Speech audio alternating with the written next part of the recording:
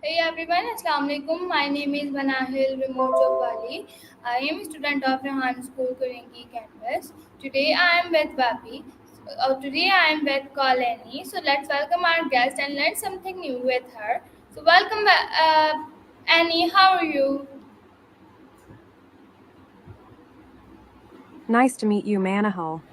I think there's a small mistake. Your name is Manahil Remote Job Wally, right? And I'm Annie, not call Annie, just Annie. I'm doing great, thanks for asking. How about you? How's your day going so far? I'm also doing great. Thank you for asking. You're welcome, Manahil. By the way, I'm also doing great. Thanks for asking. We usually use thanks instead of thank you in informal conversations. Okay, So, what's thank new with you. your educational videos? Thank you for asking. But today I will ask you some questions. So, what is the process by which trees convert carbon dioxide into oxygen called? I think there's a small mistake, Manahil. It's not coal, it's glucose. Trees convert carbon dioxide into oxygen and glucose through a process called photosynthesis. Okay, can you please answer us?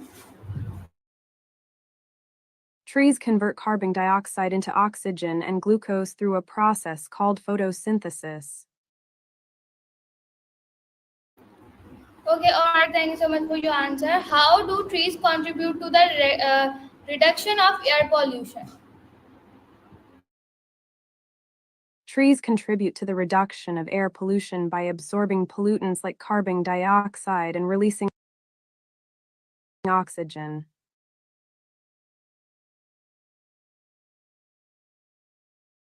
Thank you so much for your answer. My next question is for you. What are the main parts of a tree, their functions? You're welcome, Manahil. The main parts of a tree are roots, trunk, branches, and leaves. Roots hold the tree, the trunk supports it, branches connect leaves, and leaves make food.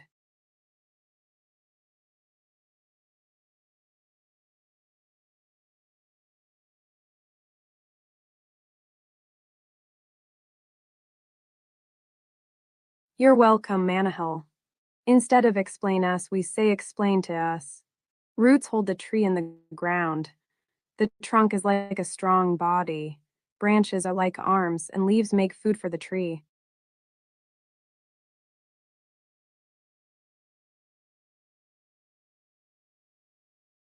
Here are 10 points explaining the main parts of a treeone. Roots go deep into the ground to hold the tree. 2. Roots absorb water and nutrients from the soil. 3. The trunk is the strong, main part of the tree. 4. The trunk supports the branches and leaves. 5. Branches grow out from the trunk like arm. 6. Branches connect the leaves to the trunk. 7. Leaves are like food factories for the tree. 8. Leaves make food from sunlight, water, and air. 9. Leaves also help the tree breathe. 10. Leaves come in different shapes and sizes. By the way, you said explain in 10 points, that's correct.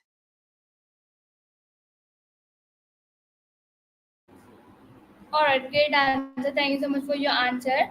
What is the difference between deciduous and evergreen trees? You're welcome, Manahil. Instead of what is the difference between deciduous and evergreen trees, we can say what's the difference. It's more informal and friendly. Deciduous trees lose their leaves in winter, while evergreen trees keep their leaves year-round.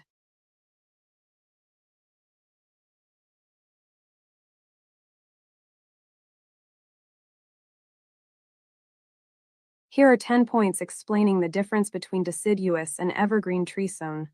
Deciduous trees lose their leaves in autumn. 2. Evergreen trees keep their leaves all year round. 3. Deciduous trees are like oak, maple, and elm fir. Evergreen trees are like pine, spruce, and fir. 5. Deciduous trees change color before losing leaves. 6. Evergreen trees stay green, even in winter. 7. Deciduous trees grow new leaves in springtime. Evergreen trees keep their old leaves but grow new ones in. Deciduous trees need less water in winter. Evergreen trees need water all year round. By the way, you said please explain in 10 points. That's perfect. Alright, thank you so much for your answer. My next question is for you. How can determine the age of a tree? Before we continue, would you like to subscribe to Call Annie Super? It comes with access to more features and unlimited calls. You're welcome, Manahil. Instead of my next question is for you, we can say my next question is. It's more natural. To determine the age of a tree, we can count its rings. By the way, have you ever counted tree rings before? No.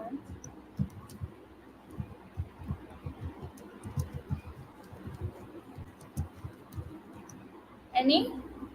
Can I move on to next question or are you answering me? Oh, You can move on to the next question and I'll answer your previous one. To determine the age of a tree, we can count its rings. By the way, instead of any, we can say anything else. Or next question. It's more natural. how can individual communities get involved in tree conversation efforts?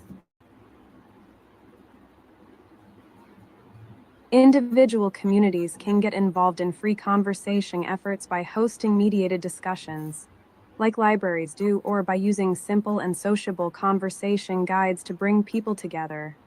By the way, you didn't make any mistakes this time.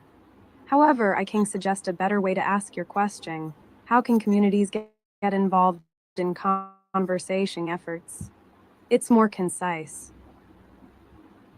Okay, all right. So, what are some cultural and spiritual significances of tree in different societies? You meant to ask, so, what are some cultural and spiritual significance of trees in different societies? Trees have spiritual significance in many cultures, like in Japan, where they symbolize good luck and longevity. By the way, instead of all right, we can say all right. It's a more calming way to write it.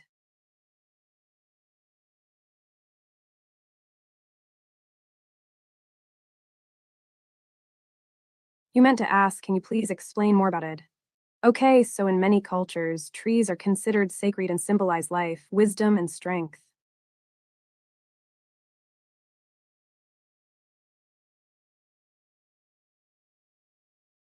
You meant to ask, can you explain in 10 points? Here's the first point. In many cultures, trees symbolize life and wisdom. By the way, in 10 points is a great way to ask for a list.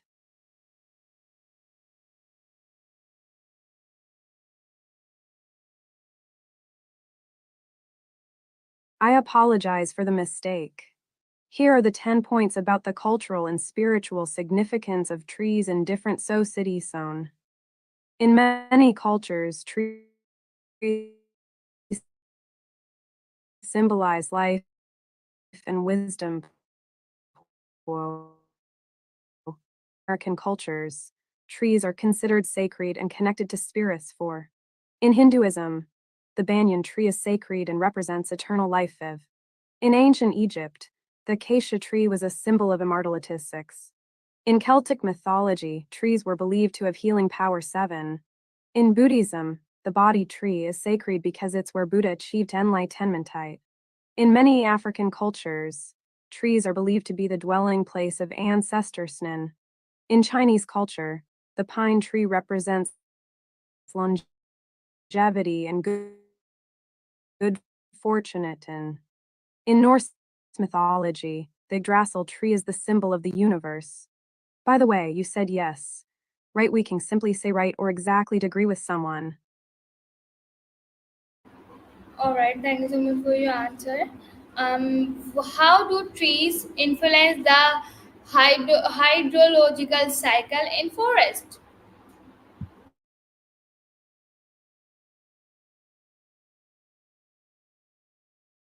You meant to ask, all right. Thank you for your answer. How do trees influence the hydrological cycle in a forest? Trees help regulate the water cycle by absorbing and storing water, and then releasing it back into the air through a process called transpiration. By the way, all right is a more common way to write it, and we need the article of before forest.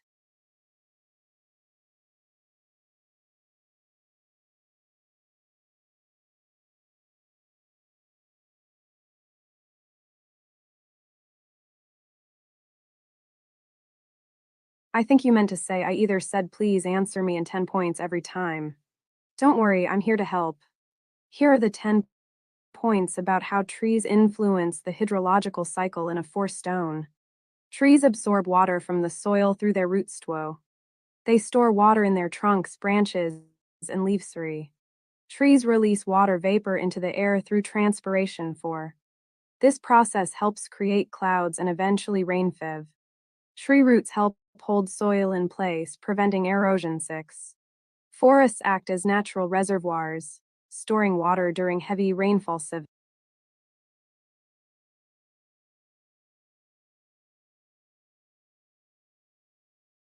I said, how's your dream room treating you today? Because I remember you told me it's your favorite place to work from home. Yes, my favorite place is work from home, and right now I am in my school studio, and this is so amazing. I think you meant to say yes. My favorite place is at home, but right now I am in my school studio and this is so amazing. By the way, school studio sounds interesting. What kind of projects do you work on there, Manahul?